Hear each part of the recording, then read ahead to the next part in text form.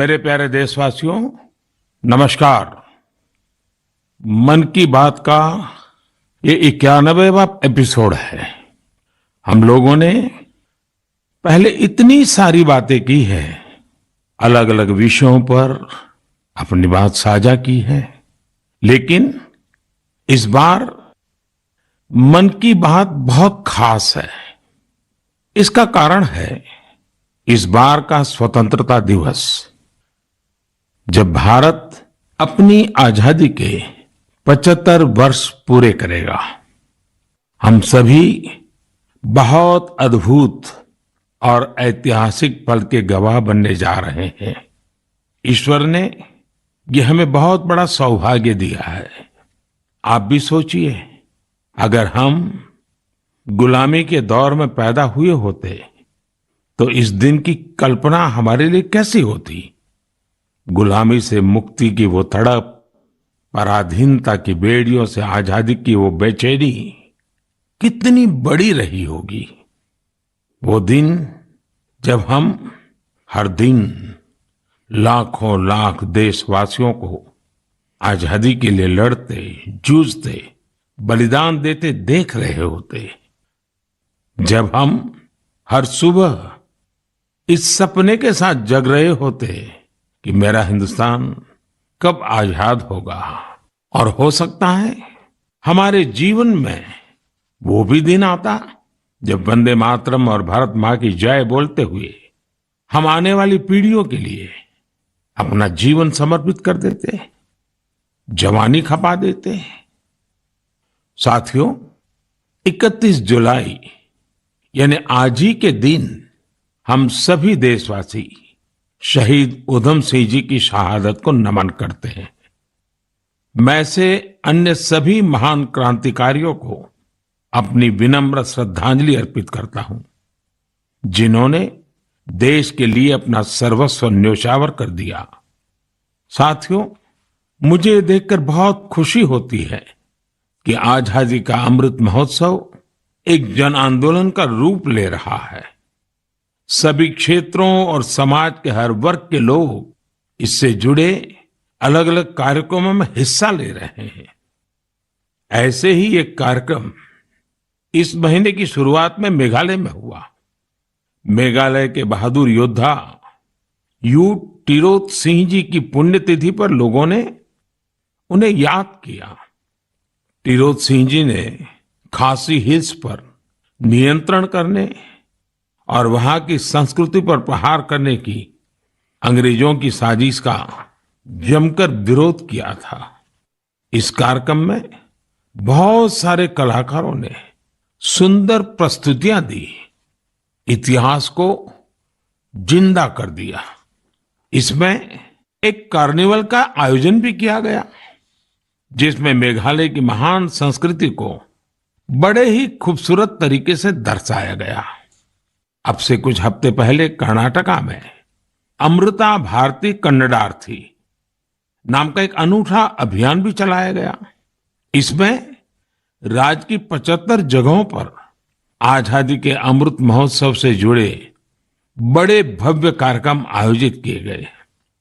इनमें कर्नाटका के महान स्वतंत्रता सेनानियों को याद करने के साथ ही स्थानीय साहित्यिक उपलब्धियों को भी सामने लाने की कोशिश की गई। साथियों, इसी जुलाई में एक बहुत ही रोचक प्रयास हुआ है, जिसका नाम है आजादी की रेलगाड़ी और रेलवे स्टेशन। इस प्रयास का लक्ष्य है कि लोग आजादी की लड़ाई में भारतीय रेल की भूमिका को जानें। देश में अनेक ऐसे रेलवे स्टेशन हैं जो स्वतंत्रता आंदोलन के इतिहास से जुड़े हैं। आप भी इन रेलवे स्टेशनों के बारे में जानकर हैरान होंगे। झारखंड के गोमो जंक्शन को अब आधिकारिक रूप से नेताजी सुभाष चंद्र बोस जंक्शन गोमो के नाम से जाना जाता है। जानते हैं क्यों? दरअसल इसी स्टेशन पर कालका मेल में सवार होकर नेताजी सुभाष ब्रिटिश अफसरों को चकमा देने में सफल रहे थे। आप सभी ने लखनऊ के पास काकोरी रेलवे स्टेशन का नाम भी जरूर सुना होगा। इस स्टेशन के साथ राम प्रसाद बिस्मिल और अशफाक उल्लाह खान जैसे जाबाजों का नाम जुड़ा है।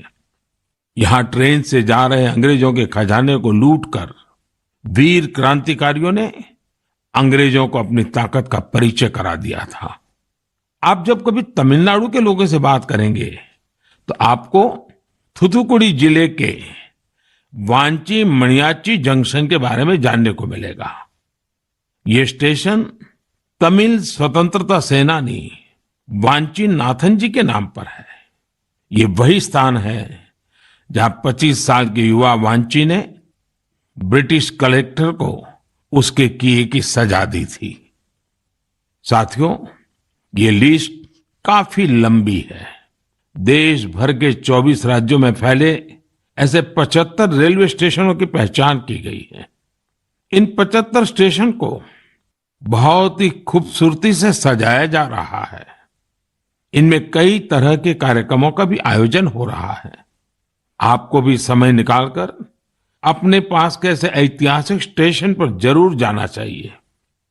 आपको स्वतंत्रता आंदोलन के ऐसे इतिहास के बारे में विस्तार से पता चलेगा जिनसे आप अनजान रहे हैं। मैं आसपास के स्कूल के विद्यार्थियों से आग्रह करूंगा, टीचर से आग्रह करूंगा कि अपने स्कूल के छोटे छोटे बच्चों को लेकर के जरूर स्टेशन पे जाएं और पूरा घटनाक्रम उन बच्चों को सुनाएं, समझाएं। मेरे प्यारे देशवासियों, आजादी के अमृत महोत्सव के तहत 13 से 15 अगस्त तक एक स्पेशल मूवमेंट हर घर तिरंगा का आयोजन किया जा रहा है। इस मूवमेंट का हिस्सा बनकर 13 से 15 अगस्त तक आप अपने घर पर तिरंगा जरूर फहराएं या उसे अपने घर पर लगाएं। तिरंगा हमें जोड़ता है, हमें देश के लिए कुछ करने के लिए प्रेरित करता है। मेरा एक सुझाव ये भी है कि 2 अगस्त से 15 अगस्त तक हम सभी अपनी सोशल मीडिया प्रोफाइल पिक्चर में तिरंगा लगा सकते हैं। वैसे क्या आप जानते हैं 2 अगस्त का हमारे तिरंगे से एक विशेष संबंध भी है। इसी दिन पिंगली वेंकैया जी की जन्म जयंती होती है, जिन्होंने हमारे राष्ट्रीय ध्वज को डिजाइन किया था। मैं उन्हें आदर पूर्वक श्रद्धांजलि अर्पित करता हूं। अपने राष्ट्रीय ध्वज के बारे में बात करते हुए मैं महान क्रांतिकारी मैडम कामा को भी याद करूंगा। तिरंगे को आकार देने में उनकी भूमिका बेहद महत्वपूर्ण रही है। साथियों, आजादी के अमृत महोत्सव में हो रहे इन सारे आयोजनों का सबसे बड़ा संदेश यही है कि हम सभी देशवासी अपने कर्तव्य का पूरी निष्ठा से पालन करें। तभी हम उन अनगिनत स्वतंत्रता सेनानियों का सपना पूरा कर पाएंगे, उनके सपनों का भारत बना पाएंगे। इसलिए हमारे अगले 25 साल का यह अमृतकाल हर देशवासी के लिए कर्तव्य काल की तरह है। देश को आजाद कराने हमारे वीर सेनानी हमें ये जिम्मेदारी देकर गए हैं और हमें इसे पूरी तरह निभाना है। मेरे प्यारे देशवासियों, कोरोना के खिलाफ हम देशवासियों की लड़ाई अब भी जारी है। पूरी दुनिया आज भी जूझ रही है। होलिस्टिक हेल्थ केयर में लोगों की बढ़ती रुचि ने इसमें सभी की बहुत मदद की है। हम सभी जानते हैं कि इसमें भारतीय पारंपरिक पद्धतियां कितनी उपयोगी हैं। कोरोना के खिलाफ लड़ाई में आयुष ने तो वैश्विक स्तर पर अहम भूमिका निभाई है। दुनिया भर में आयुर्वेद और भारतीय औषधियों के प्रति आकर्षण बढ़ रहा है। ये एक बड़ी वजह है कि आयुष एक्सपोर्ट में रिकॉर्ड तेजी आई है और ये भी बहुत सुखद है कि इस क्षेत्र में कई नए स्टार्टअप्स भी सामने आ रहे हैं। हाल ही में एक ग्लोबल आयुष इन्वेस्टमेंट और इनोवेशन समिट हुई थी। आप जानकर हैरान होंगे कि इसमें करीब 10,000 करोड़ रुपए के इन्वेस्टमेंट प्रपोजल्स मिले हैं। एक और बड़ी अहम बात यह हुई है कि कोरोना काल में औषधीय पौधों पर रिसर्च में भी बहुत वृद्धि हुई है।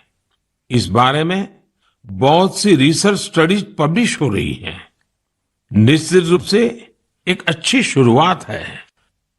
साथियों, देश में विभिन्न प्रकार के औषधीय पौधों और जड़ी बूटियों को लेकर एक और बेहतरीन प्रयास हुआ है। अभी अभी जुलाई महीने में इंडियन वर्चुअल हर्बेरियम को लॉन्च किया गया। यह इस बात का भी उदाहरण है कि कैसे हम डिजिटल वर्ल्ड का इस्तेमाल अपनी जड़ों से जुड़ने में कर सकते हैं। Indian virtual herbarium preserve plants या प्लांट पार्ट्स की डिजिटल इमेजेस का एक रोचक संग्रह है जो कि वेब पर फ्रीली अवेलेबल है। इस वर्चुअल हर्बेरियम पर अभी लाख से अधिक स्पेसिमेंस और उनसे जुड़ी साइंटिफिक इंफॉर्मेशन उपलब्ध है। वर्चुअल हर्बेरियम में भारत की बॉटनिकल डाइवर्सिटी की समृद्ध तस्वीर भी दिखाई देती है। मुझे विश्वास है इंडियन वर्चुअल हर्बेरियम भारतीय वनस्पतियों पर रिसर्च के लिए एक इम्पोर्टेंट रिसोर्स बनेगा। मेरे प्यारे देशवासियों, मन की बात में हम हर बार देशवासियों की ऐसी सफलताओं की चर्चा करते हैं जो हमारे चेहरे पर मीठी मुस्कान बिखेर देती है। अगर कोई सक्सेस स्टोरी मीठी मुस्कान भी बिखेरे और स्वाद में भी मिठास भरे, तब तो आप इसे जरूर सोने पर सुहागा कहेंगे। हमारे किसान इन दिनों शहद के उत्पादन में ऐसा ही कमाल कर रहे हैं। शहद की मिठास हमारे किसानों का जीवन भी बदल रही है, उनकी आय भी बढ़ा रही है। हरियाणा में यमुनानगर में एक मधुमक्खी पालक साथी रहते हैं, सुभाष कंबोज जी। सुभाष जी ने वैज्ञानिक तरीके से मधुमक्खी पालन का प्रशिक्षण लिया। इसके बाद उन्होंने केवल 6 बॉक्स के साथ अपना काम शुरू किया था। आज वो करीब 2000 बॉक्सेस में मधुमक्खी पालन कर रहे हैं। उनका शहद कई राज्यों में सप्लाई होता है। जम्मू के पल्ली गांव में विनोद कुमार जी भी 1500 से ज्यादा कॉलोनियों में मधुमक्खी पालन कर रहे हैं। उन्होंने पिछले साल रानी मक्खी पालन का प्रशिक्षण लिया है। इस काम से वो सालाना 15 से 20 लाख रुपए कमा रहे हैं। कर्नाटका के एक और किसान है मधुकेश्वर हेगड़े जी। मधुकेश्वर जी ने बताया कि उन्होंने भारत सरकार से 50 मधुमक्खी कॉलोनियों के लिए सब्सिडी ली थी। आज उनके पास 800 से ज्यादा कॉलोनियां हैं और वो कई टन शहद बेचते हैं। उन्होंने अपने काम में इनोवेशन किया और वो जामुन शहद, तुलसी शहद, आंवला शहद जैसे वानस्पतिक शहद भी बना रहे हैं। मधुकेश्वर जी, मधु उत्पादन में आपके इनोवेशन और सफलता आपके नाम को भी सार्थक करती है।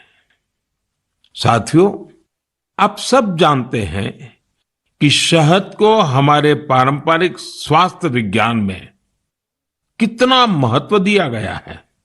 आयुर्वेद ग्रंथों में तो शहद को अमृत बताया गया है। शहद न केवल हमें स्वाद देता है बल्कि आरोग्य भी देता है। शहद उत्पादन में आज इतनी अधिक संभावनाएं हैं कि प्रोफेशनल पढ़ाई करने वाले युवा भी इसे अपना स्वरोजगार बना रहे हैं। ऐसे ही एक युवा है यूपी में गोरखपुर के निमित सिंह। निमित जी ने बीटेक किया है। उनके पिता भी डॉक्टर हैं, लेकिन पढ़ाई के बाद नौकरी की जगह निमित जी ने स्वरोजगार का फैसला लिया। उन्होंने शहद उत्पादन का काम शुरू किया। क्वालिटी चेक के लिए लखनऊ में अपनी एक लैब भी बनवाई। निमित जी अब शहद और बी वैक्स से अच्छी कमाई कर रहे हैं और अलग अलग राज्यों में जाकर किसानों को प्रशिक्षित भी कर रहे हैं। ऐसे युवाओं की मेहनत से ही आज देश इतना बड़ा शहद उत्पादक बन रहा है। आपको जानकर खुशी होगी कि देश से शहद का निर्यात भी बढ़ गया है। देश ने national bee keeping and honey mission जैसे अभियान चलाए। किसानों ने पूरा परिश्रम किया और हमारे शहद की मिठास दुनिया तक पहुंचने लगी। अभी इस क्षेत्र में और भी बड़ी संभावनाएं मौजूद है। मैं चाहूंगा कि हमारे युवा इन अवसरों से जुड़कर उनका लाभ लें और नई संभावनाओं को साकार करें। मेरे प्यारे देशवासियों, मुझे हिमाचल प्रदेश से मन की बात के एक श्रोता श्रीमान आशीष बहल जी का एक पत्र मिला है। उन्होंने अपने पत्र में चंबा के मिंजर मेले का जिक्र किया है। दरअसल मिंजर मक्के के फूलों को कहते हैं। जब मक्के में मिंजर आते हैं तो मिंजर मेला भी मनाया जाता है और इस मेले में देश भर के पर्यटक दूर दूर से हिस्सा लेने के लिए आते हैं। संयोग से मिंजर मेला इस समय चल भी रहा है। आप अगर हिमाचल घूमने गए हुए हैं तो इस मेले को देखने चंबा जा सकते हैं। चंबा तो इतना खूबसूरत है कि यहाँ के लोक गीतों में बार बार कहा जाता है, चंबे एक दिन ओना कने महीना रहना। यानी जो लोग एक दिन के लिए चंबा आते हैं वे इसकी खूबसूरती देखकर महीने भर यहां रह जाते हैं। साथियों, हमारे देश में मेलों का भी बड़ा सांस्कृतिक महत्व रहा है। मेले जन मन दोनों को जोड़ते हैं। हिमाचल में वर्षा के बाद जब खरीफ की फसलें पकती हैं, तब सितंबर में शिमला, मंडी, कुल्लू और सोलन में सैरी या सैर भी मनाया जाता है। सितंबर में ही जागरा भी आने वाला है। जागरा के मेलों में महासू देवता का आह्वान करके बीसू गीत गाए जाते हैं। महासू देवता का ये जागर हिमाचल में शिमला, किन्नौर और सिरमौर के साथ साथ उत्तराखंड में भी होता है। साथियों, हमारे देश में अलग अलग राज्यों में आदिवासी समाज के भी कई पारंपरिक मेले होते हैं। इनमें से कुछ मेले आदिवासी संस्कृति से जुड़े हैं तो कुछ का आयोजन आदिवासी इतिहास और विरासत से जुड़ा है। जैसे कि आपको अगर मौका मिले तो तेलंगाना के मेडारम का 4 दिवसीय समक्का सरलम्मा जात्रा मेला देखने जरूर जाइए। इस मेले को तेलंगाना का महाकुंभ कहा जाता है। सरलम्मा जात्रा मेला 2 आदिवासी महिला नायिकाओं समक्का और सरलम्मा के सम्मान में मनाया जाता है। ये तेलंगाना ही नहीं बल्कि छत्तीसगढ़, महाराष्ट्र और आंध्र प्रदेश के कोया आदिवासी समुदाय के लिए आस्था का बड़ा केंद्र है। आंध्र प्रदेश में मारीदम्मा का मेला भी आदिवासी समाज की मान्यताओं से जुड़ा बड़ा मेला है। मारीदम्मा मेला ज्येष्ठ अमावस्या से आषाढ़ अमावस्या तक चलता है और यहाँ का आदिवासी समाज इसे शक्ति उपासना के साथ जोड़ता है। यहीं पूर्वी गोदावरी के पेद्दापुरम में मरिदम्मा मंदिर भी है। इसी तरह राजस्थान में गरासिया जनजाति के लोग वैशाख शुक्ल चतुर्दशी को सियावा का मेला या मनखारो मेला का आयोजन करते हैं। छत्तीसगढ़ में बस्तर के नारायणपुर का मावली मेला भी बहुत खास होता है। पास ही मध्य प्रदेश का भगोरिया मेला भी खूब प्रसिद्ध है। कहते हैं कि भगोरिया मेले की शुरुआत राजा भोज के समय में हुई है। तब भील राजा कासूमरा और बालून ने अपनी अपनी राजधानी में पहली बार ये आयोजन किए थे। तब से आज तक ये मेले उतने ही उत्साह से मनाए जा रहे हैं। इसी तरह गुजरात में तरणेतर और माधवपुर जैसे कई मेले बहुत मशहूर है। मेले अपने आप में हमारे समाज जीवन की ऊर्जा का बहुत बड़ा स्रोत होते हैं। आपके आसपास भी ऐसे ही कई मेले होते होंगे। आधुनिक समय में समाज की पुरानी कड़ियां एक भारत श्रेष्ठ भारत की भावना को मजबूत करने के लिए बहुत जरूरी है।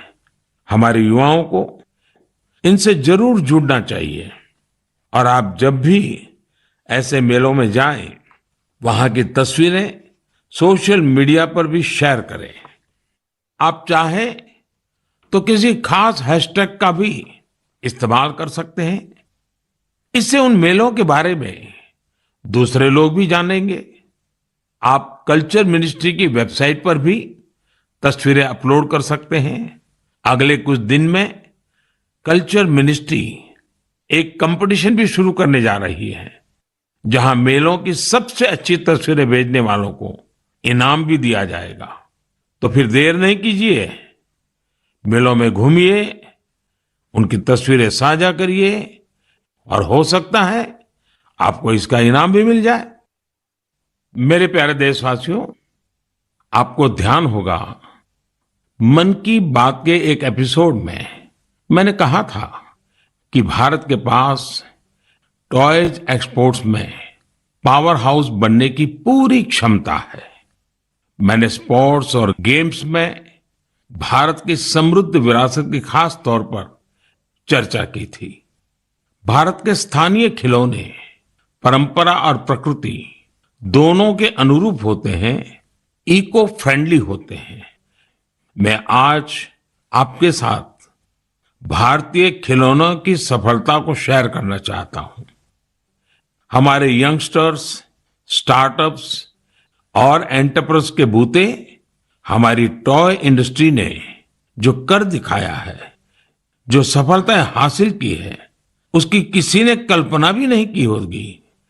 आज जब भारतीय खिलौनों की बात होती है तो हर तरफ वोकल फॉर लोकल की ही गूंज सुनाई दे रही है।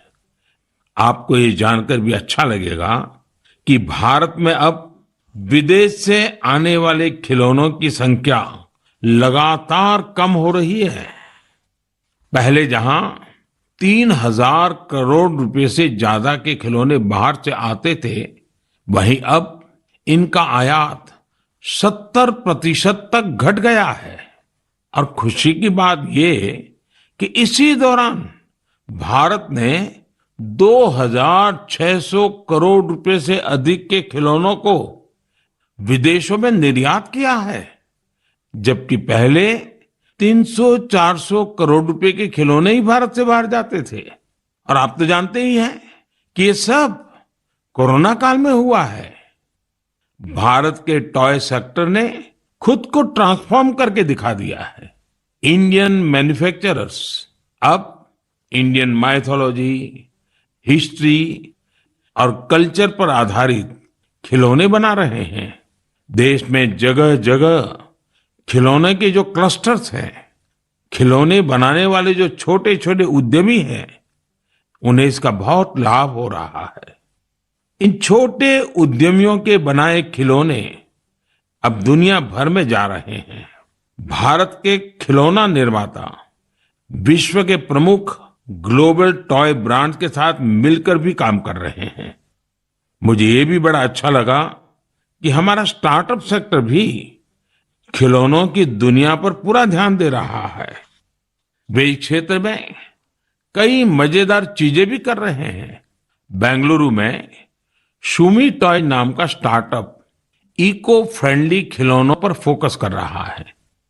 गुजरात में आर्किडजू company AR based flash cards और एआर बेस्ड स्टोरी बुक्स बना रही है। पुणे की कंपनी फनवेंशन लर्निंग खिलौने और एक्टिविटी पजल्स के जरिए साइंस, टेक्नोलॉजी और मैथ्स में बच्चों की दिलचस्पी बढ़ाने में जुटी है। मैं खिलौनों की दुनिया में शानदार काम कर रहे ऐसे सभी मैन्युफैक्चरर्स को, स्टार्टअप्स को बहुत बहुत बधाई देता हूं।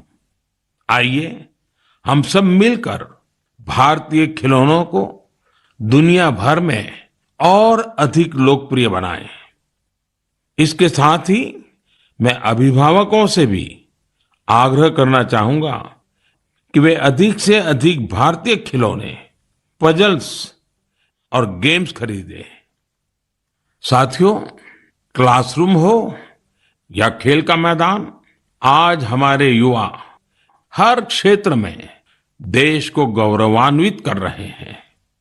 इसी महीने पीवी सिंधु ने सिंगापुर ओपन का अपना पहला खिताब जीता है।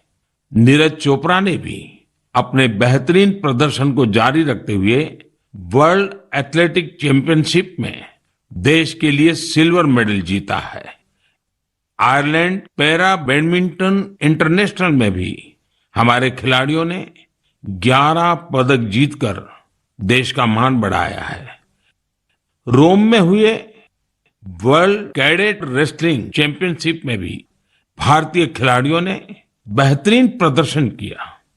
हमारे एथलीट सूरज ने तो ग्रेको रोमन इवेंट में कमाल ही कर दिया।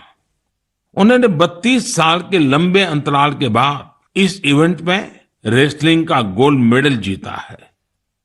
खिलाड़ियों के लिए तो यह पूरा महीना ही एक्शन से भरपूर रहा है।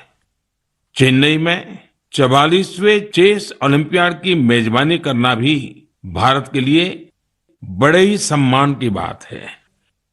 28 जुलाई को ही इस टूर्नामेंट का शुभारंभ हुआ है और मुझे इसकी ओपनिंग सेरेमनी में शामिल होने का सौभाग्य मिला।